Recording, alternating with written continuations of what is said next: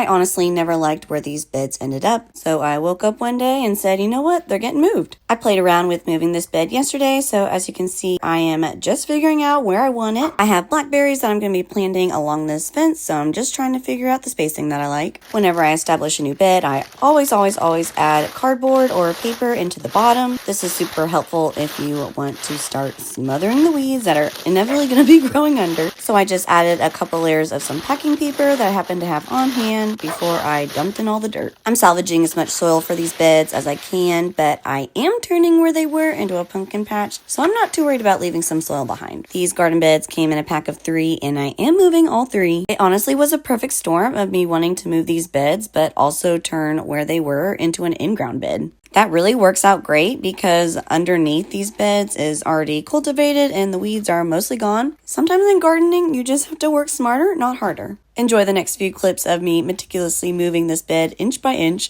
Once again, I'm adding more cardboard to the bottom. This one was a little more tricky because I had to use square cardboard, but just tearing it up into little pieces made it fit much better.